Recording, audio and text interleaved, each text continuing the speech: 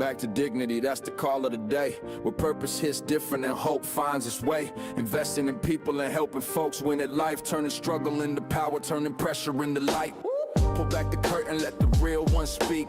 Truth in the stories that we drop each week. From the front line hustle to the heart chat. The backstage podcast is where it's at. When the world gets heavy, come and take your seat.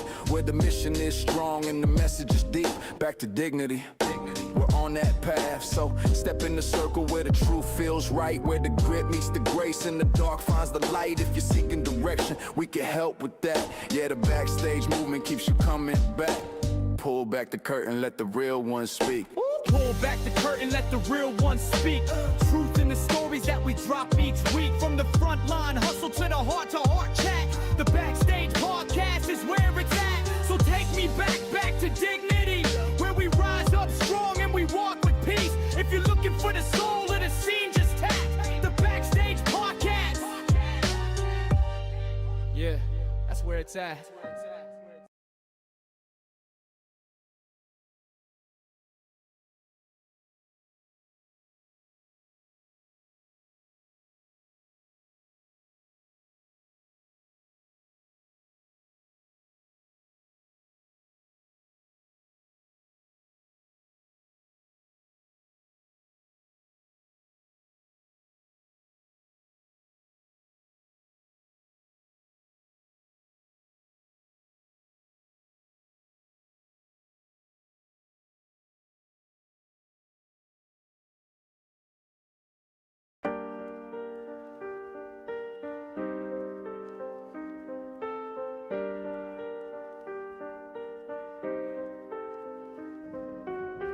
Back to dignity, that's the call of the day. Where purpose hits different and hope finds its way. Investing in people and helping folks win at life. Turning struggle into power, turning pressure into light.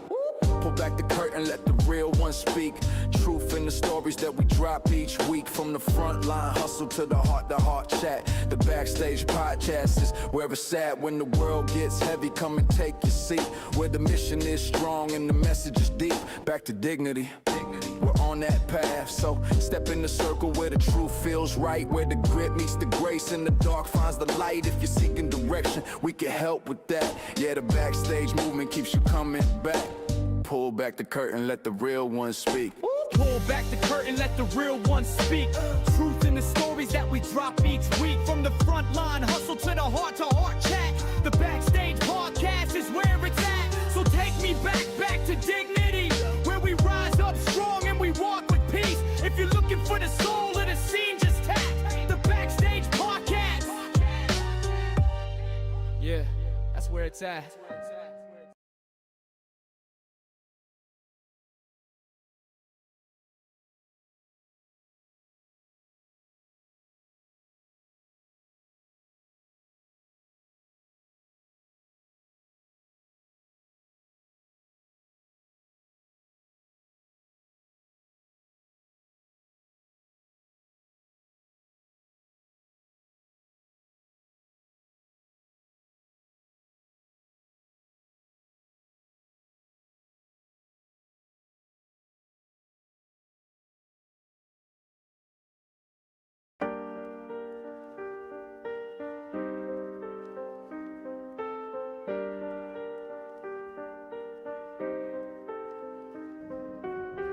Back to dignity, that's the call of the day.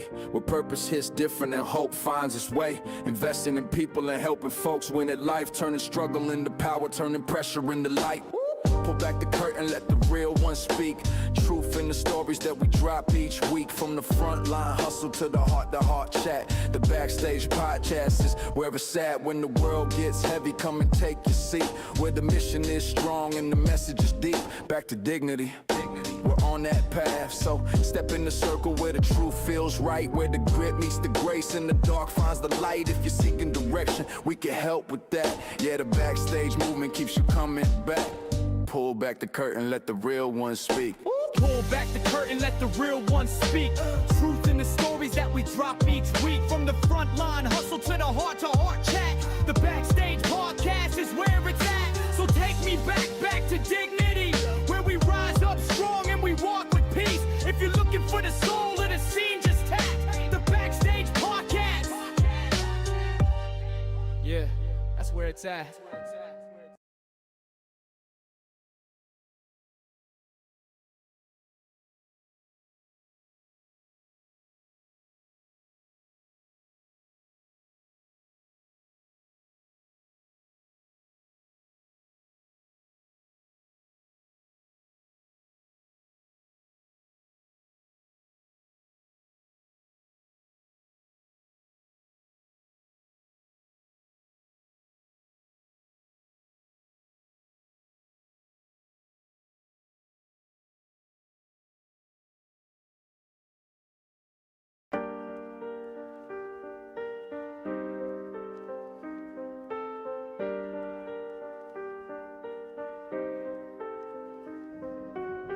Back to dignity, that's the call of the day. Where purpose hits different and hope finds its way. Investing in people and helping folks win at life. Turning struggle into power, turning pressure into light.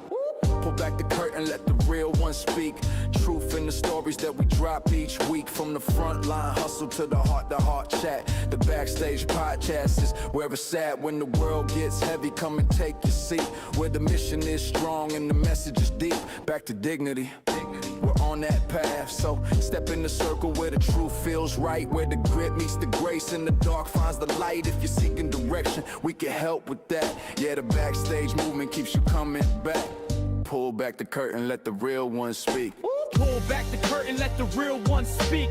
Truth in the stories that we drop each week. From the front line hustle to the heart chat. The backstage podcast is where it's at. So take me back to dignity.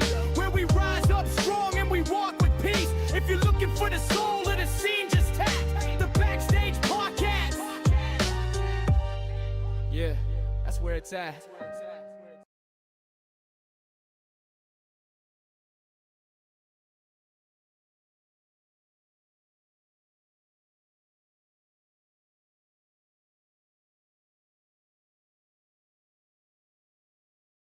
Being a husband, father, dad. But other than that, no, I don't work at all. Well, because again, I used to do financial coaching before I started this agency. Some people used to tell me now that they're retired, they're more busy than ever because everybody think they got free time, so they're always busy. Is what they. Some people said.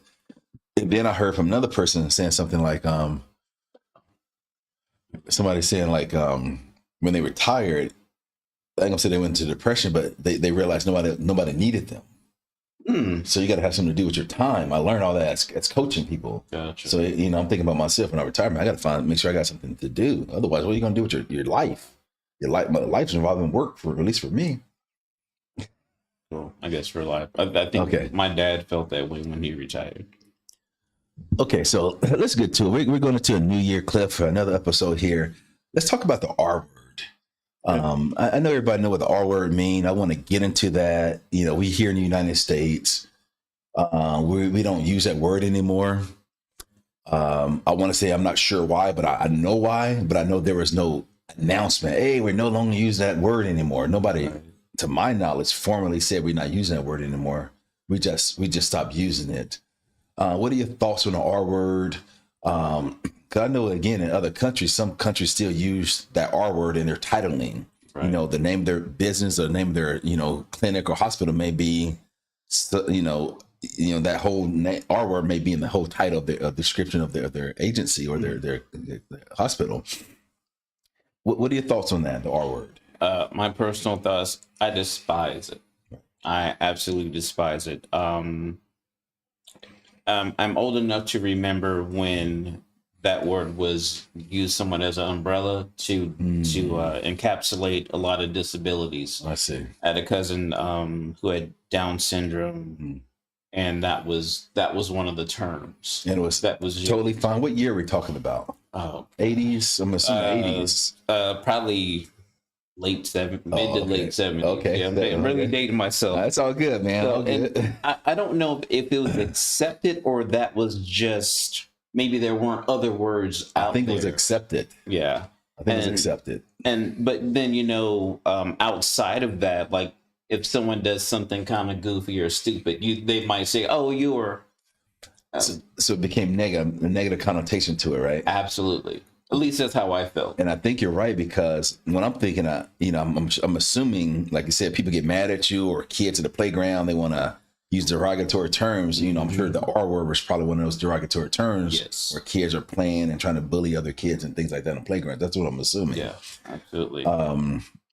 But let's talk more about it. So in our country, it's not outlawed to use that R word. It's not like you go to jail for using it. It's just that it's negative. Mm-hmm. Most people probably gonna look at you like, why are you using that term? I'm assuming that's what they would do. But again, I don't know, because nobody really talks about this stuff, to my knowledge. I don't hear anybody really talking about the R word and that kind of thing. I think it's probably, other than it being, clearly a derogatory term, it's antiquated too. We've had words that related to disabilities that has changed over the time. When my son was initially diagnosed, and I really didn't know any better. I didn't know a lot about it. And I'd say, like, my son's autistic. And there's this saying that came out, like, my son has autism doesn't have him. And, just putting a positive spin on it, just like people will say, it's not a disability, it's a different type of ability. What do you think about all that playing on words type thing? And again, when we're talking here, I know Americans look at it one way, but then we at the whole world. And I'm sure the whole world don't look at it the way we're discussing it right now. So what are your thoughts on how we try to use like terms like special needs? I mean, it's a nice way to cover everybody who has a disability, or at least a developmental disability, special needs, right? So what are your thoughts on how we coin or term, and kind of spin on ability and that thing that you were discussing? What are your thoughts?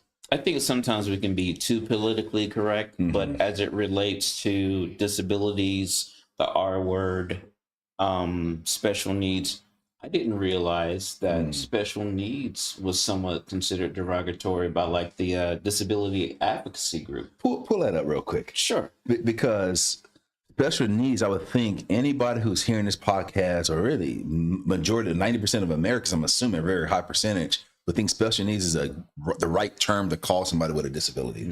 We would think we're doing the right thing. It sounds nice, special needs. Right. We think it feels right, and that's what we hear. We see it on TV, in the media. But now, according to this description, what do you have there? All right. It says, I asked if special needs an acceptable term. It says, no special needs is generally not considered an acceptable term by the disability advocates. It seems as outdated, patronizing, and euphemistic with disabled or person with disabilities, being preferred to be directed and respectful. Acknowledging the reality of disability rather than hiding it, the best approach is to ask an individual what terms they prefer. Oh, interesting. But many advocate for embracing disability as an identity and not a negative or favored person first language, which kind of gets back to instead of a disability, I have a different type of ability. I mean, heck, just recently, maybe like 2 months ago, went to an abilities affair. Yeah, an abilities like a conference just right off of the 101. And what do they call it? Abilities? Yeah, it's called an abilities. It's not a fair, but like an event, like an event. Like what do you mean? It's an event. So, and what they have various vendors that are there that covers, adaptive bicycles. Oh, interesting. Things like that. If you need, a special vehicle that has a ramp and lift and all that, they had those there with vendors. I'd even purchased this toothbrush for my son that is battery. Well, a lot of toothbrushes are battery operated, but you just basically put it in your mouth and it rotates and vibrates. So so there's a conference on like the new technology that those with disabilities can use to kind of accommodate themselves. So Absolutely. describe that toothbrush again. What is it? It's so I can't think of the name of it. Yeah. But it's battery operated. You just kind of put it in your mouth. Yeah. And as long as you have the ability to hold it still, Interesting. it just does the work for you. So let me know next time you see something like that, like another event, because I mean that's interesting. I just like to see it. Gotcha. Because I notice when I travel, Cliff, I always now consciously look for any sites of disability that I see. Because again, I know some countries hide them, don't bring them out. Mm-hmm. And some countries I walk around, I see, and I can see some here and there. But I do have to say this again in the comments. Please comment if you like. But in America, I see more. I'm not saying we have more, but I just see them out. Maybe because I'm in the industry. It could be. But when I'm walking around on vacations, I'm kind of walking around certain areas like grocery stores and just kind of out and about. I don't see very, very many as far as a visible disability. Yeah. So I don't know what that means. If they just don't come outside or people are ashamed, I don't know. You know what I mean? True. I think it's probably maybe a variety of those reasons. Mm-hmm. And something else about this abilities fair, they even had wheelchair football. Oh. And I have to admit, it was really impressive. Are we talking tackle football, Cliff? I mean, what kind of football are we talking here? We're talking about flag football, aren't we? There was contact that was going on with their wheelchairs. It had to be flag. We're not tackling, are you? Well, you're not tackling, but I didn't see any flags, so I'm not sure the whole. Yeah, I want to know now. I'm curious now. I was impressed with how fast they were able to go, how they were able to maneuver the quarterback. Just, I mean, I have to be honest. I think I would almost prefer watching that and watching their abilities. Right. And it was just impressive. See, it was just impressive. Man, that is very, very impressive. I just never heard of it. I don't know why I missed it. How did I miss that? Yeah, but I mean, they've got the helmets. I don't know if they've got the shoulder pads, but yeah, and they have like a tournament. It was like a championship. They got helmets and shoulder pads, and that sound like tackle to me. They sound like, I hear you say contact. Were they in wheelchairs? Yeah. I'm gonna have to look that up. Yeah. Maybe we can kind of show something here that's interesting to see that. I like to see that. Very impressive. Very impressive. What do you think about relationships? Those with somebody deaf, dating somebody who's not deaf or has a disability, somebody who's blind dating somebody who's not blind. What do you think? Is that controversial? Is that okay to do? Is it somebody taking advantage of somebody? Is it immoral, unethical? Like, what is that? What's your thoughts on that? Well, I definitely don't think it's an anomaly, because you do see it. Mm-hmm. You see it in society, and sometimes you do. Yes. Have you seen it here, like walking around? Yeah, just walking around. Can you tell me what you saw exactly? An individual who didn't have sight that was with someone who had sight. Now, the context, I don't know if that person was without sight prior to. I see. I don't know. And they were together, or was somebody helping them? In this case, they were definitely together. And can you tell me how you know? I knew them. Oh, okay. Okay. So you knew. You had some inside information on that. Yeah, absolutely. Okay. But I've you'll see someone that that's maybe in a wheelchair or they're paralyzed, and they have someone. You hear about caregivers potentially falling in love with someone that they're caring for, because you get to know that person. And how do you take that though? Is that ethical? I don't see a problem with it, but you never know the reasoning for someone for doing something. It's you have recently, it's the ageism. Maybe a young lady or a young man is dating someone who's older. Mm-hmm. Maybe the person has money. Maybe they don't have money. But sometimes when you don't know the story, you kind of create your own story. Yes, we do. We all judge. Well, I ain't gonna say we all judge, but we judge certain things. Yeah. But I think we're all entitled to our own happiness, Right. and as long as it's a genuine relationship, I guess as long as it's meaningful to the two people involved, because you have relationships where people are neurotypical, Mm-hmm. and you kind of question that, like, why is this person still in this relationship? Right. And no one has a known disability. So I'd say, why not? Why not? Well, let me ask some questions. So I'm just going to take, just try to be a little bit controversial. Where is it okay, again, somebody's deaf, dating somebody who's not? And the reason I'm asking is because I once knew a guy who said he dated somebody who was deaf. Mm-hmm. And he told me he used to like cuss her out, Oh, say all this bad stuff, but she couldn't hear anything. She read lips well, though. She read lips very well, but he said he did it where that she couldn't read his lips. But those things happened. right. He actually told me this, because again, I never knew anybody that dated like that. But you kind of like being a little kid and your parents tell you something, you go in the room. Exactly. Yeah, you better not let me hear you do it now. Yeah. But you say it's okay, huh? Like, see, to me, obviously I want to say it's okay just looking at it. But I think it's almost like, but then again, I don't want to be judgmental. But at the same time, I ain't gonna say it's case by case either. Their relationship, their consenting adults, is their relationship. Sure. I just think we're not really used to seeing it very often. Is that what it is, or is it, or people just don't want to talk? We just don't talk about it, so we don't know what to say. I don't know if it's talked about enough, but I don't know, because in my circle, it's not something that I talk about or discuss. I can only say, my son has expressed he'd like to have a relationship. Yeah. Like, he'd like to have friends outside of immediate family. Right. Exactly. Right. So I can't imagine how that must feel to know, like, this may never happen.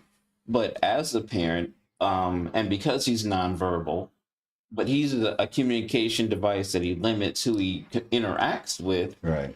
But he's, on the surface, it seems like, he can't make decisions for himself. Like, when I became his guardian, he lost his ability to vote. Oh, Yes. Really? Yeah. Oh. That was one of the terms. Like, and he can never get a driver's license. When you became guardian, and because of his diagnosis. Yes. Well, I guess both. So because of his diagnosis and being a guardian, it's like, yes. So they're saying he's not capable. Yeah, he's not capable, and that's debatable. That's interesting. It is. Yeah, that he can't vote, but like, in knowing him and him having the ability to make the choices that he does and things that he excels in, I think he could make that choice. Yeah. Now, driving, I don't know. I don't know. But again, as it relates to him, if he were to date someone, I might be a little apprehensive as far as why.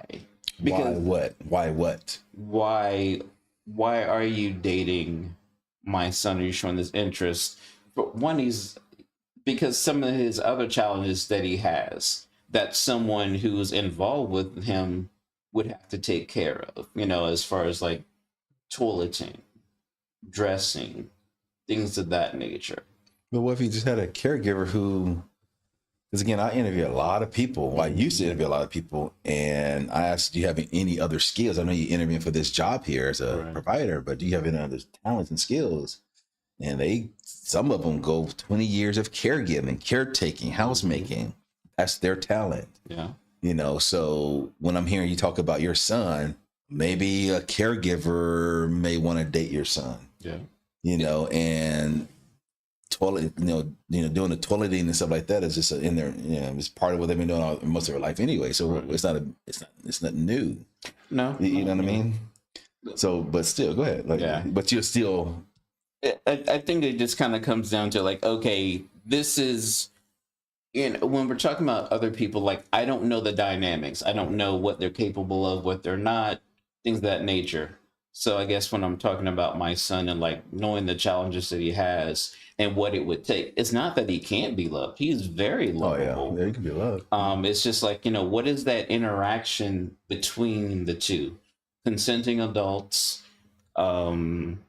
it's like he has limited income. It's like, okay, where would the two of you live? Where would you, are we going to have to be on the dates initially to, kind of like do the chaperone, communication? right? Chaperone. Yeah, absolutely. Yeah. And, and I joke with him, like, no one wants their mom or dad, like, with chaperoning.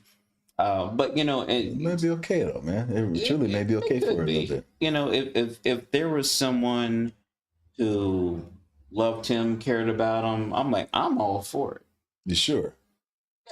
As long as it's genuine, but that could be subjective as well. Like, it may start off that way. I mean, a lot of relationships do that way. It's tough, man. How can you answer? You can't really answer this question, can you? Is there an answer to this question? I don't think there's a right answer. I think it's more so, as long as the two people can communicate their needs, desires, and they're happy, I think that's okay. But again, outside looking in, not that you're judging, but like, you kind of question, like, why would right? You're with this person who's paraplegic, right. quadriplegic. Like, did it start off that way? Like, what were the dynamics? Not that we need to know. Yeah, it's none of your business, but still, your mind would think. Exactly. Right. Exactly. But no, I'd say if he found someone, I'm all for it, as long as he wasn't being abused or taken advantage of. But again, like, that's not happening in typical relationships sometimes. I think you'd be worried. I can just. I'm sure. You'd be worried, man. Probably so. Probably so. Now, based on our conversation, to me, it sounds like what I'm hearing, what I'm gathering is that it almost feel like society has to almost safeguard or just kind of watch out for those with a disability in a relationship. That's what I'm gathering. Is that what we're trying to say? Because that's what I'm hearing. Somebody's deaf and blind. Like, we question, okay, did they become blind in a relationship or before the relationship? Is it a power dynamic in there and somebody taking advantage of somebody? Why do we care? It's none of our business. Yeah. But we're talking like it is. Like, are we supposed to be like trying to protect people? Like what's our role in this? Maybe it could be just as simple as an understanding. Not that we need to have an understanding. Right. But, things that you don't know about that you're kind of curious about. Like, right. you ask questions. Right. You kind of want to know the backstory. Right. And it's probably sensitive because it's dealing with a relationship, and no one can say like, "Oh, you don't love this person." No, you can't say that. Yeah, like how do we know? Right. Based on our perception of what we see? Right. I mean, there's genuinely good people in the world. Oh, just like there's genuinely bad people. I believe that for sure. For sure. So I don't know if it's probably not something that's automatic that you see someone is like, oh, again, like, you're in a wheelchair, you're able-bodied. Let me say this. I think that people would think, okay, at least in my mind, and I can be wrong for this, is that if I saw somebody in a wheelchair and somebody that was helping somebody in that wheelchair, I think automatically people would think that the person that's not in the wheelchair helping the person in the wheelchair is their caregiver. Mm-hmm. I think that'll be the first response to that mental thought of that. Right. But they could be husband and wife, they could be boyfriend, girlfriend. Mm-hmm. You don't know what they are. Right. But I think at least from my perspective, automatically I'm thinking caregiver. Gotcha. Is that right? Is that wrong? Like, what is that? What is that? Again, I think it comes down to our perception. So I'd say, let's take that same scenario, but now this person is sitting on this person's lap in a wheelchair. But you can't be in a wait. Oh, like like a motorized wheelchair. Okay, so somebody sitting in a wheelchair and then somebody on their lap. Yeah, it's like they're we'll say in this case, they're this person that they're dating, but it could. What if they're just really good friends? But you want to be in somebody's lap, though, would you? I don't know. No. I've seen that as well. And you just like, okay, No. for maybe a brief second, you're just like, No. like they're like, okay, well, maybe they are dating, maybe they are in love. Well, I can tell you one. If I saw somebody in somebody's lap other than a Santa Claus, man, it's something they're dating. Think about it. Somebody sitting in somebody's lap, unless it's your kid. Mm-hmm. But they could be good friends. Again, when you Good don't friends? know you don't know the story, and then you pick up that pen and you start writing your own Oh, story. good friends, right? Good friends. Good friends, right? Good friends. We call it good friends. We leave it like that. We leave it alone. All right, well, Good friends. Oh man, that's funny. Well, let me say this. I think we all got something to work on. I mean, I do too by having this conversation right now. I do like the conversation because I feel like, at least in our society, we don't know how to address a disability when we see it. We don't know if we need to talk louder.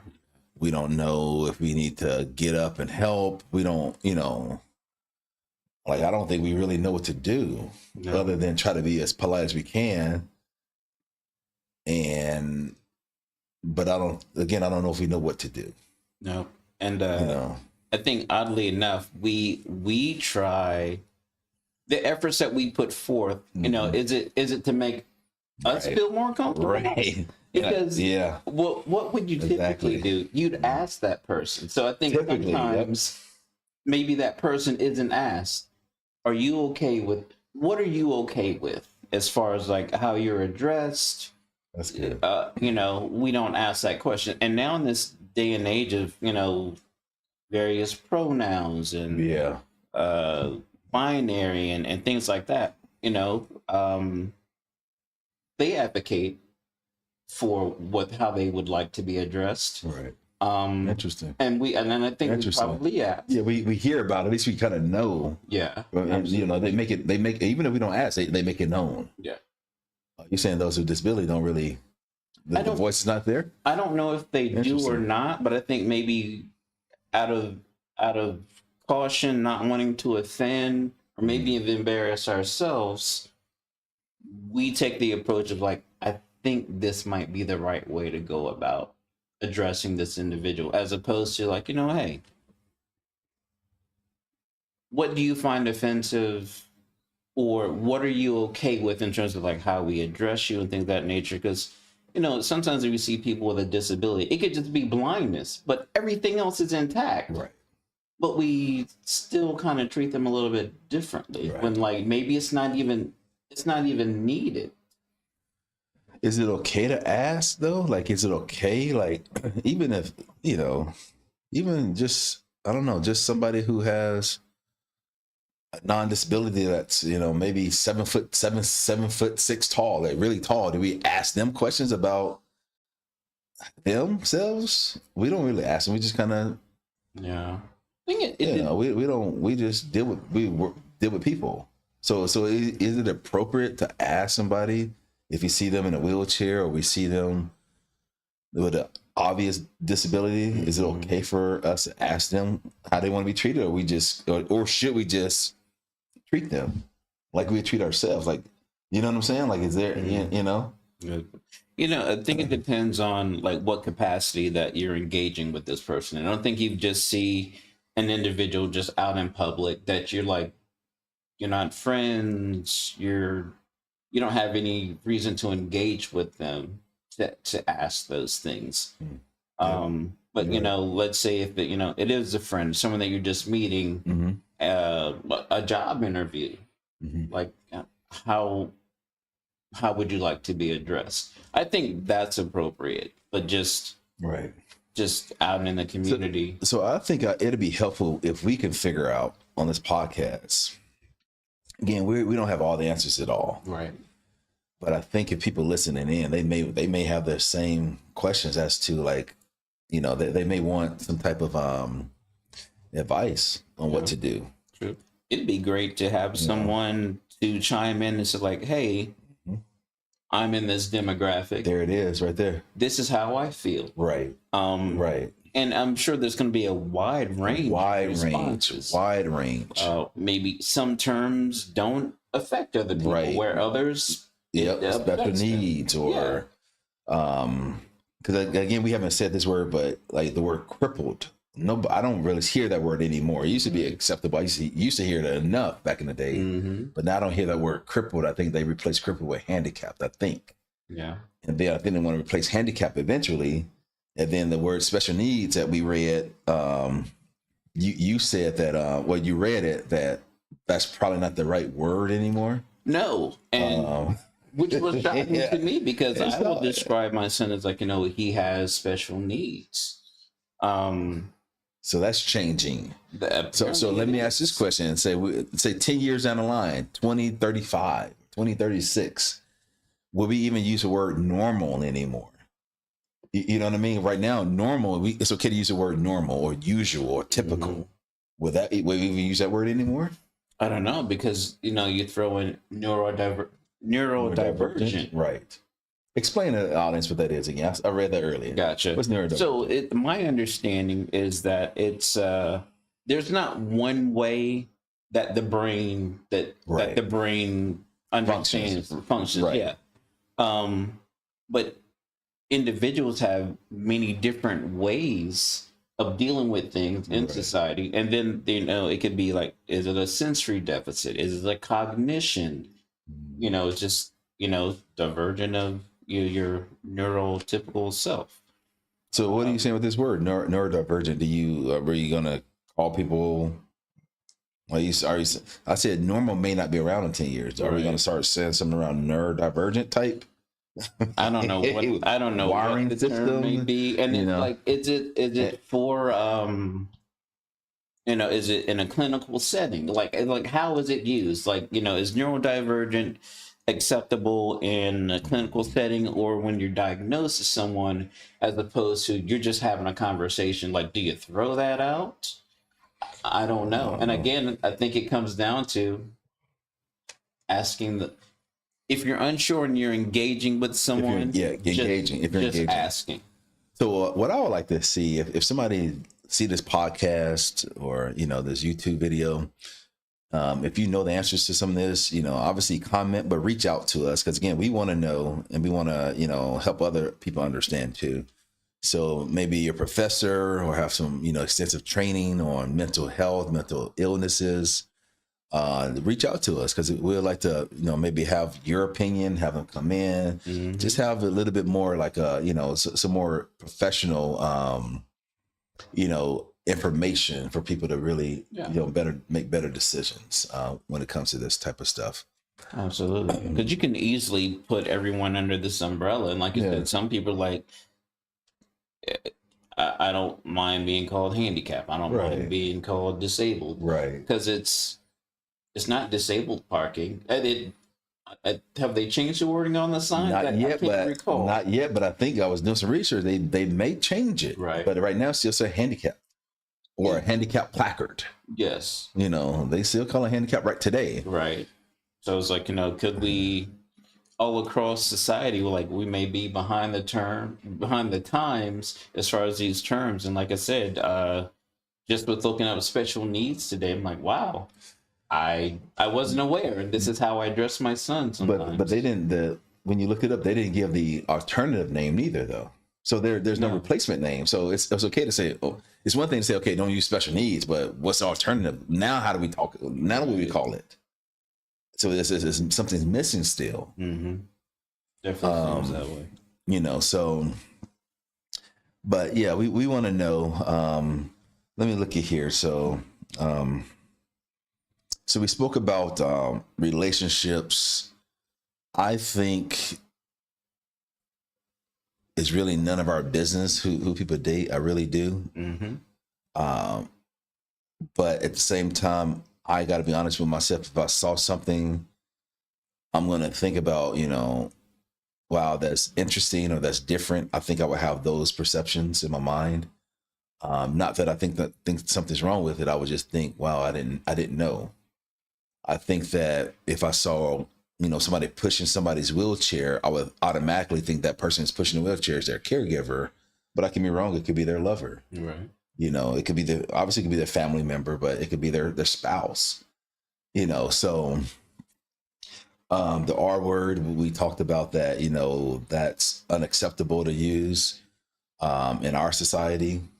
I know other countries, they still use those type of terms. We don't here in the United States. We use words right now. We use words like the developmental disabilities. Mm-hmm. I think intellectual disability. Those kind of words. We use special needs, but it seems like that may be changing as well. Cripple, handicap. Those words. We don't use cripple anymore, but handicap is still an acceptable term that we've been using so far. Mm-hmm. Do you want to address anything else along these lines at all? I had a thought earlier. Oh, as far as like when we talk about terms, labels, and things of that nature. So my son having autism, and in the beginning we would attend all these autism events and autism walks and things of that nature. And one day my son was like, I hate those things. Oh, He doesn't like the label of autism or anything associated with it, and I kind of went into that mode of like, no, like, son, like we're celebrating you. And he's like, no. As far as him, he's like, it's not a celebration. I don't feel that way. He's like, I hate that label or being autistic, because it comes back to he wants to have, I guess, whatever in his mind, like a normal relate again. Yeah, friends, dating, driving. Just be normal like everybody else. Yeah, and again, so I'm glad you shared that, because I'm not sure how often we look at it from their point of view. We look at it from our point of view. yes, but if you had a special need per se, I can see why it could be annoying. Like, why all this attention on me? I'm just a person. mm-hmm. I'm almost thinking like, for me, being a guy who works out, I get a lot of attention on, okay, you're buff, you're big. And again, a lot of times I'm just a private type person. I don't like a lot of attention. But, hey, you're big. I don't know if it's a compliment. I get it. But sometimes I'm just, I don't want to be bothered, man. Yeah. I mean, I'm not trying to be arrogant. I'm just with my kids. I'm at the grocery store. I don't necessarily want somebody to come over and asking me, or just grabbing on my arm and all that stuff. Yeah, they do that kind of stuff. Oh wow. So based on what you're saying, I can see what you're saying, where you're just a normal person. Mm-hmm. From what you're normal. This is your life, my life, and then all the extra stuff that comes along with it, because these labels people put on you. And I'm almost thinking like, big black guy for me. I'm sure I'm labeled that. Nobody tells me that. I'm sure I'm labeled that. But I'm just a guy, right? I don't work out. I'm a big black guy, but I'm just a guy. I'm just a regular person. So I'm just able to relate when you said with your son, Mm-hmm. where he's a regular person, all this attention. I'm a regular person, all this unwanted attention. But you as his father, you're looking at like, well, these are things that we have, thankfully, to help you, because if it wasn't there, it'd be harder. It'd be more of a struggle. Mm-hmm. And the quality of life may not be as good as it is now. So I get both sides, but I definitely can get where if they're living with this special need, then man, just leave me alone. Like, Yeah, you know what I'm saying? Just leave me alone. Like, no, had no idea. Because I look at these events, because granted, we're doing a walk or we're doing something like that. But for me, attending these events, like, again, there's vendors. Mm-hmm. I'm gonna interact with some parents or meet some people, maybe even form a friendship with people that are going through the same thing. Absolutely. From my point of view, Right. But he had an entirely different perspective, and even trying to explain that, he's like, damn, all that. I can see that. I can definitely see both sides of that. Yeah, there's For sure. That's interesting. There's I hate to bring this up because I can't think of the title, but there's this book that I had read from the perspective of a gentleman who was on the spectrum. And a lot of these things that we're talking about, like, oh, well, if I address you this way, or, like, oh, they're thinking this way. And from his perspective, he's like, no, like, that's not how I feel. Right. And it was interesting to get his perspective of being on the spectrum.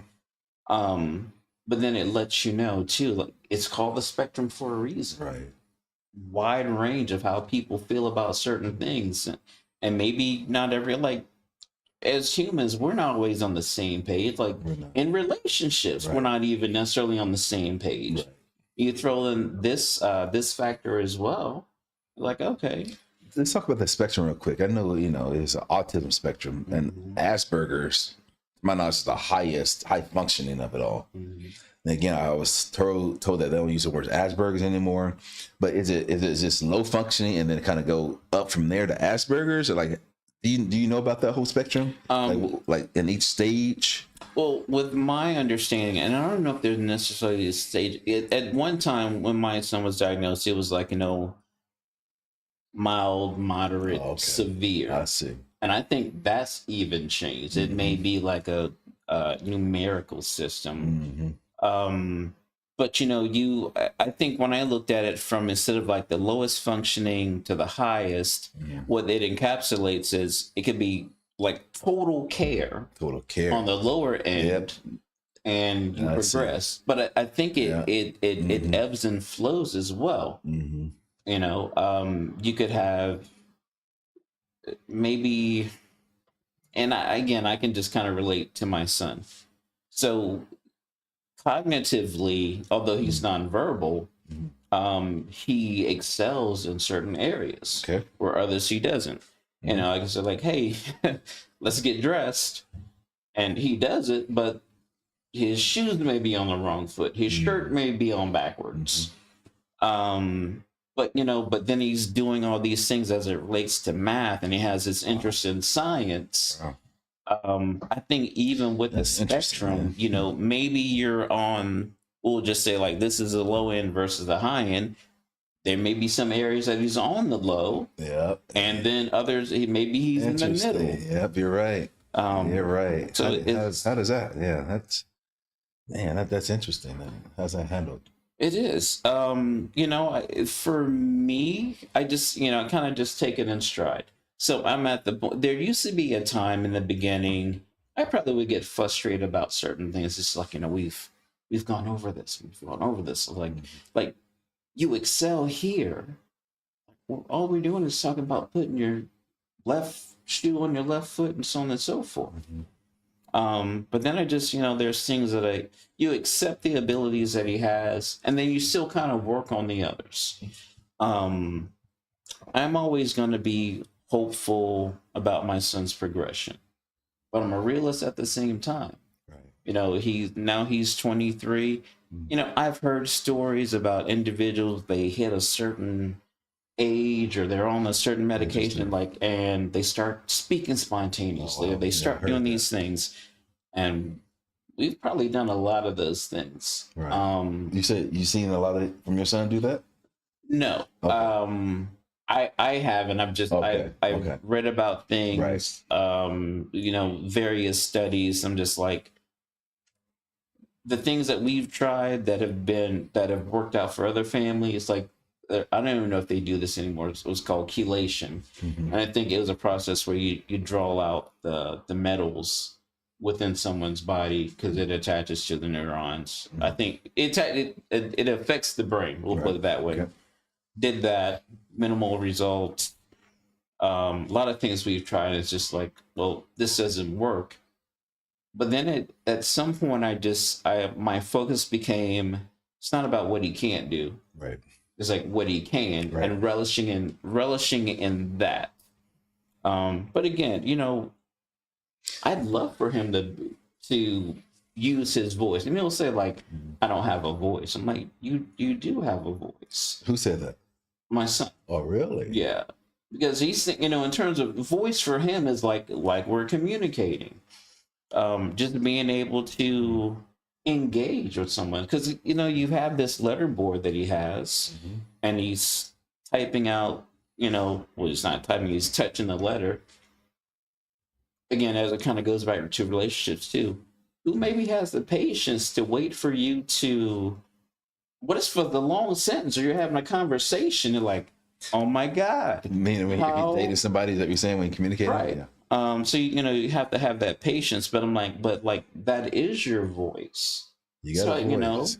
So again, if I'm trying to convince him, like, it's your voice, he's like, that doesn't work for me. That's not what I want. I want an actual voice that verbalizes. I can show, my emotions and my voice. Wow. Not that he doesn't show it in reflections and all that stuff. Yeah, exactly. Man, that's amazing.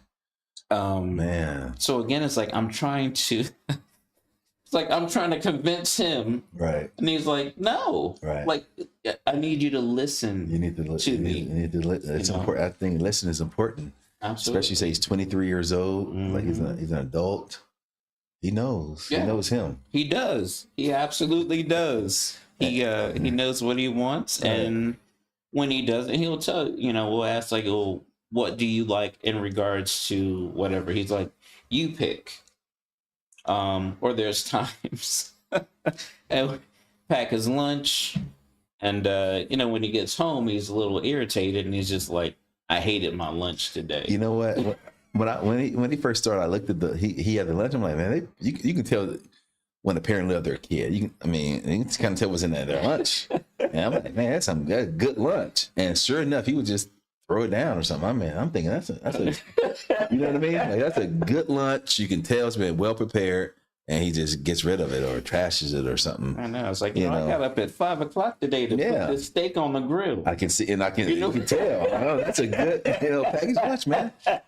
But also, like when you're talking about, you mentioned, we were talking about the spectrum. The severe to moderate and the whole mild thing. And then your son, you'll get frustrated. Well, you can do X, Y, Z, but you struggle over here. And, I can't help but to relate to that where, even, people that don't have a disability, you may be very good with leadership, but you're terrible with, organization, or you're terrible in technology, but you're fantastic in influencing others.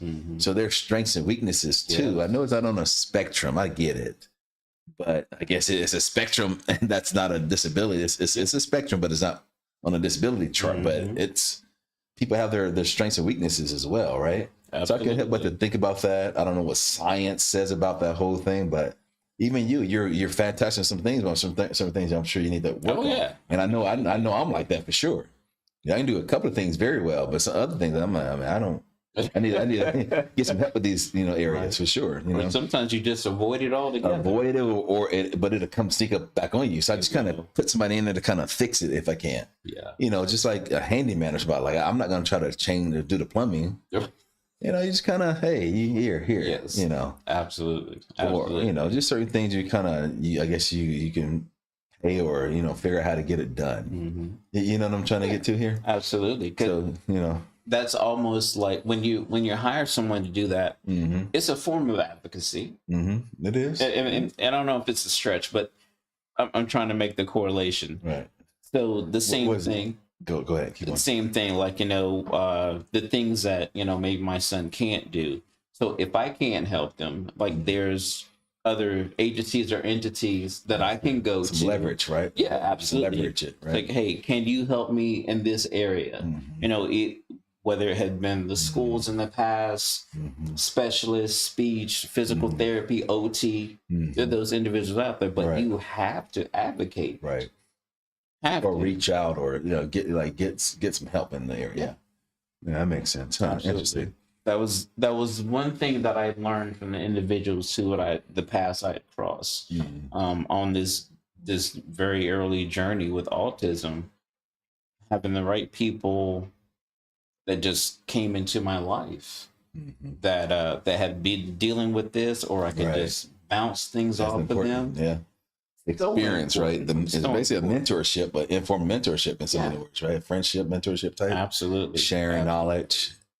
And then And then as time went on, kind of being in a position where now I can help out others. And I'm clearly still learning.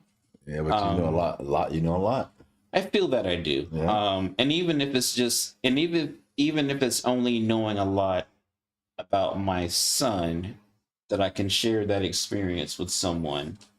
You know, if they have a son or they had a daughter, like, you know, this is kind of what I experienced. Right. Either it be through the IEPs, dealing with the school system, just being knowledgeable of various laws and programs.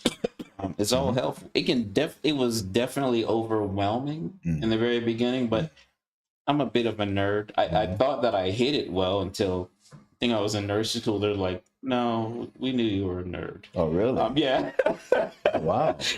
That's like good. the coolest nerd you know. Right. But you know, I'd like to know, but I can get too deep into the weeds as well. But that's what helps me understand. Yeah, that's a talent, man. That's a skill. Yeah. So then it's a researcher, like a research type person. That's important. Absolutely. So then I can, you know, ask more than just on the surface questions when we go to appointments and things of that nature. Right. Do people do a good job answering your questions while you're out there in the field in the industry? I'd say the majority of the time, yes. A few issues that I've had have been with, you know, going to specialists and addressing things with my son. And then it's just like, okay, well, he's on the spectrum. It's kind of like, well, you know, you can kind of expect that, or, you know, he may not grasp this. So I'm like, so that I kind of have an issue with. In the very beginning, you know, it's new to me. I wanted to do as much as I can or get the help that I could so he could advance and whatever his God-given potentials are. So one of the first medical appointments I had, I was going to a new base for meeting with this PCP for the first time. And the doctor's asking about, like, you know, milestones. Like, well, why isn't he doing this? Why doesn't he have X amount of words? Why isn't he just like, did you even read his chart? No, they didn't read his chart, no. Right. So I found that to be offensive, but I have a better understanding in terms of being in the medical field. Right. But like, that was so off-putting. Yeah. So we didn't get a lot of answers. Yeah, it's frustrating. Lazy, didn't do their job, right? Yeah. We went through a period where what was it? He didn't eat for like 2 or 3 days, and he didn't drink anything for like 4 to 5. You know, and he was like under 3. That's a lot, man. Yeah, and it was just like that's bothersome. That I would be worried about that. Yeah, and wow. And the answers weren't satisfactory whatsoever. So then what? Then what do you do? Sought out a specialist that was in San Francisco that we paid out of pocket. That's what you told me. That's a different story. I think that might be a different story. You know, and it's just, you know, I want to say it was like 100 to 120 an hour that was out of pocket, but got results.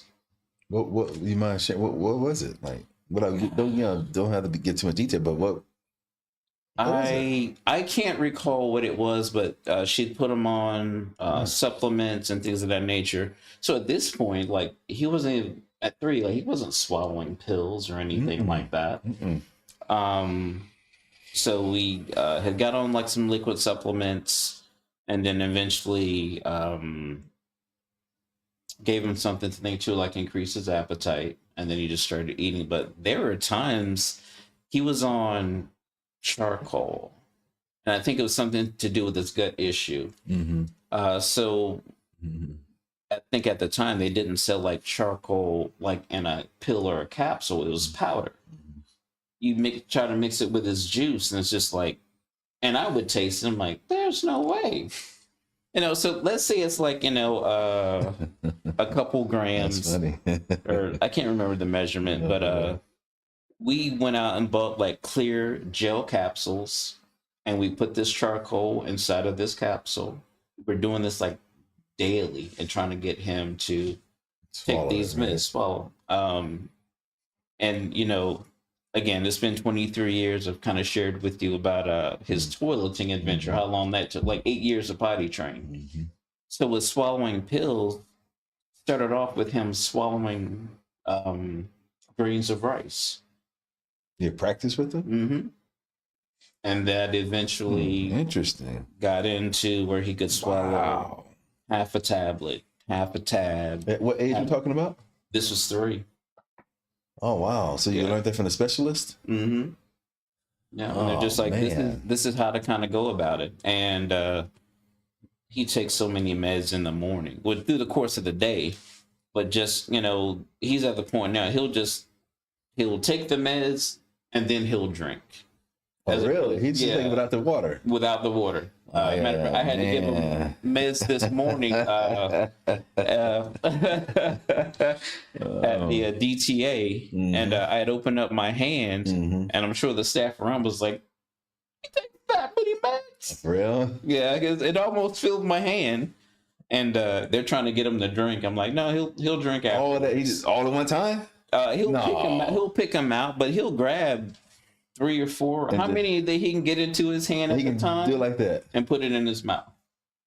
Oh wow, man, that's I don't know how the staff gives meds, but I know he can. He can give us a walk. Well, I don't know. Yeah, did he do any meds here? I don't think he does. He does. Okay. In the afternoon. I don't know. I think it depends on the person. He won't necessarily take meds from mom. I'm gonna ask now. I want to know. Yeah. Ask him how's he doing it. Yeah, but for me, I'm just like, take these meds. These. And drink the water afterwards. Drink the water afterwards. If he even drinks, so like maybe if he's only taking like maybe 2 or 3 meds or pills or capsules, he'll take them. He may not drink anything, but in the morning he probably takes somewhere between like 10 and 13 pills. I see. Yeah. Man. It's all learning, but these are also the experiences that I get to share with people. Yeah. Maybe their child has no aversion to taking meds at all. It's it's all learning. It really is. And I would imagine just being in this business, again, I've got one personality to deal with. Right. It's a lot. You've got multiple. It's and a you lot, have to know man. the nuances. You have to know the nuances, but you also like leverage. You got staff to help as well. Right. I got to say there's some interesting characters here. Everybody got their own personalities. They got their likes and dislikes. And everybody's just pretty much different, man. Yeah. But same time, like coming here, like it can lift your spirits too. I don't talk about that a lot, but it can lift you up, man. You can come in here, like say everybody have the days are up and down. Just depends how But you can come in, and the energy it can be good, pick you up. Like, okay, Yeah. But yeah, it's good to hear that about your son, man. That it just kind of is encouraging, and even I like the insight on his perspective, which how is you going to get it unless you talk to somebody, that he said like why I'm getting all this attention. That's kind of pretty cool, man. I gotta admit that's real. I can understand that for sure. And I know when we do the podcast, we talk about a variety of topics, and I know sometimes because there's a story that comes to mind. Yeah. About my son that kind of fits in. So I don't mean to talk about. No, we like that. No, that's not a problem. I think that's humanizing things, man. That's important. Very humanizing. Very humanizing. But real quick, and I did want to talk real quickly about the caregiver dating their client. I think you mentioned you knew somebody, a caregiver dating their client. I don't know if you mentioned that or we was talking in a conversation about that. I always think about the law. If you're a licensed caregiver, I think it's illegal or unethical to date your client. I think you lose your license. Just like if you're a licensed therapist, you can't date your client. Man, I think you're going to lose your license. I don't think you're allowed to do that. I don't know. I don't think you're allowed to. Now, it does seem like unethical. Then think like it maybe is. it's subject. I think it is. If you look it up, I think it is. Gotcha. I truly, because I was taking classes before I was going to, become I was trying to work on my degrees, counselor or something like that. Right. But I think I remember reading something like that. You can't date your client, man. Yeah, because now they're looking at you. They're in a vulnerable position. You can't date them. That's unethical. You lose your license. So I know a licensed caregiver, they can't. I don't think they can date their client they're taking care of. That's a vulnerable person. You can't do that. Yeah. Now, if you stop taking care of that person, I'm not sure you went. Even if you didn't care for that person anymore, they went to somebody else's care, and you're still a caregiver. I don't even know if that's allowed. I don't know. Right.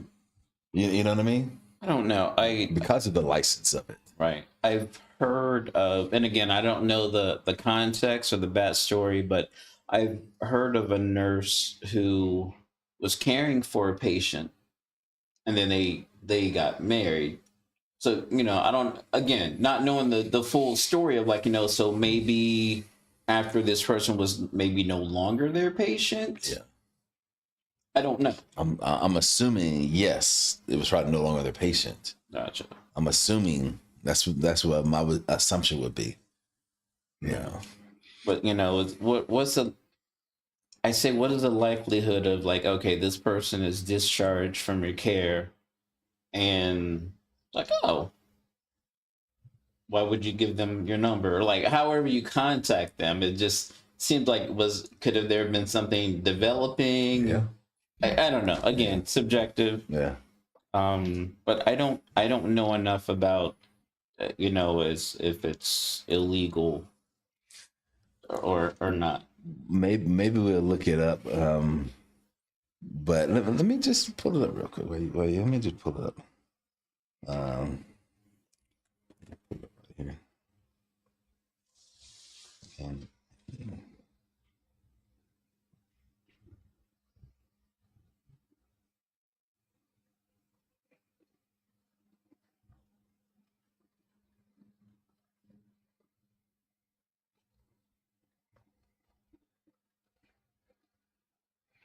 so I basically wrote, can a therapist date their client? And let's see what it says. No, a therapist cannot ethically and often legally date or enter into a romantic sexual relationship with a current client. The word is current. Current. Gotcha. There it is. So the assumption, I can look it up too for the caregiver. If it's licensed, things change when you get licensed. Now, non-licensed, it ain't illegal. It'd be questionable, but it ain't illegal. License makes it illegal, I believe. Can a caregiver, I'm just gonna write caregiver. I'm not gonna say anything about license. Date their client. So can a caregiver date their client? Let's see here.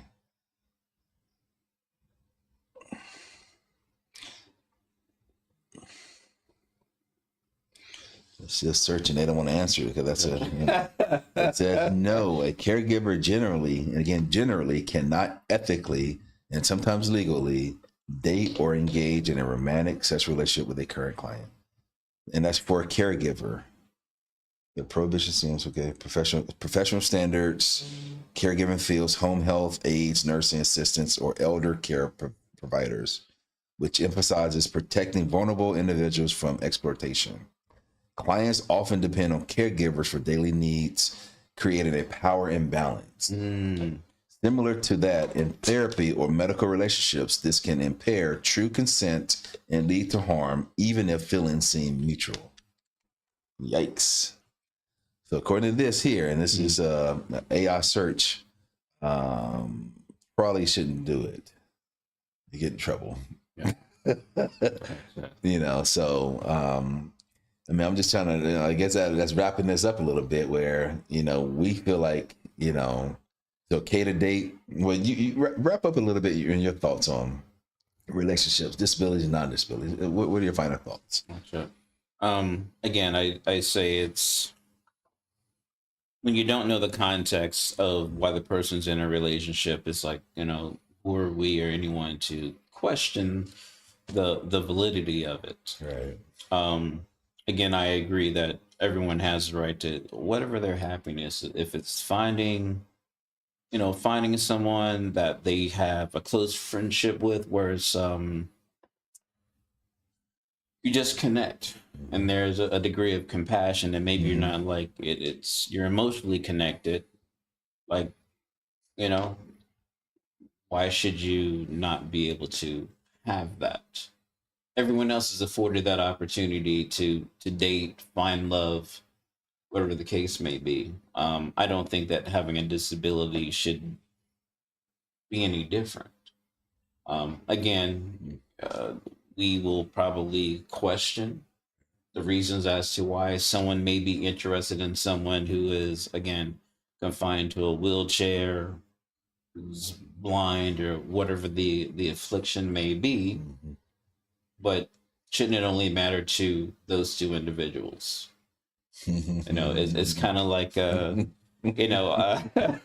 hear about people getting married and dating, and maybe the other side of the family doesn't like that person that you're dating. But it doesn't stop you, right? Because you're not dating mom, you're not dating dad, you're not living for mom or dad. Sometimes it does stop you, though. Sometimes relationships break off because my parents say they're going to disown me. That's still out there. Yeah, that whole power dynamic. You're holding that leverage over someone. Right. It's still there. Yeah, but it's just like, okay, I'm gonna just. I don't know, because you were thinking, like, don't you want the best for your kids, right? Of course. And at some point, they're going to make up their own mind and decision. They will, and they should. They're supposed to. So, like, how much influence or impact should a parent hold over their child if they're truly, if they truly want their child to be happy? Like, if this person makes your child happy, it has nothing to do with you. Reality is, you're not always going to be around. That's true. That's true. All facts. Yeah. All facts. It's facts. You're not living for your parents. You want your parents to be proud of you. You want them to be involved in your life. You want to represent your parents well. Yes. I think a respectable child would. I know things are kind of went by the wayside for a large part here, but I would typically, you want to, represent your family well. Right. But continue. So. Yeah. So, in that regard, whatever makes that person happy, or whomever makes that person happy, why not? Because, again, like I keep stressing, individuals who don't have, because we're talking about disabilities, who don't have a disability, they go through the same thing, right? You can have someone, you're on a level playing field, that person can still take advantage of you. Yeah. That person can still treat you wrong. Yes, sir. Granted, we probably want to be, again, speaking for me, like I want to be a little more protective, because I do have, concerns about, like, would this person take advantage? But is it callous to say that everyone just kind of has to experience it for themselves? Even if you think, like, I don't think this is right. I'm listening. But doesn't that person have to determine whether it's right for them or not? I know we want to step in. You're not going to see someone step off a curb potentially into traffic and not try to grab them to protect them, right? And maybe my analogy is a bit of a far stretch, but if you see a problem, you typically want to try to get ahead of it. Yeah, if you see a problem, but is it a problem if somebody with a disability dates somebody with a no disability? Like this? Unless I'm missing, I don't think so. It's not a problem. I don't think it's a problem at all, because we may perceive that, and like, oh, I wonder why, but don't we kind of do that? You see a very attractive man or woman with someone that maybe you find less attractive, you're like, Yeah, what is he doing to get her? You know, and vice versa. Yeah, like, for you're sure. like, oh, he must be rich. Why Why do we do that? I don't know. Why do we do that? You know, is it just our curiosity, or is it just the fact that we can't stay out of other people's business? I think because it's abnormal. It's not normal, so it's abnormal. I don't even, because it happens so frequently. Not that you don't want to normalize things that it shouldn't happen. So yeah, I guess it would be abnormal. And even the age gap thing, an older man say, because again, the other countries happen a lot. You may see a 60-year-old man with a 20-something-year-old daughter. I mean, young lady. In America, man, like that's let's say somebody going to jail, but you can't legally go to jail. But that's bad, right? But other countries, I guess it doesn't look good. But who doesn't it look good to? And again, not normal circumstances. It's exactly. Please chime in with that. Your thoughts on that? Age gap and all that stuff. Because I just know, at least in America, it's abnormal. I'm sure other countries, certain things we're talking about is like, why are they even having that conversation? Where over here in this country, those things happen all the time. Mm-hmm. You know what I mean? Yeah. All right. Well, I think that may do it there, man. That's decent. Yeah. I have I don't know if Sterling, we're done, by the way. I have a friend, James. I actually spoke to him 3 weeks ago. I used to be his caregiver. He had two brothers, or three of them. Okay. One of his brothers passed. He's going to come in and talk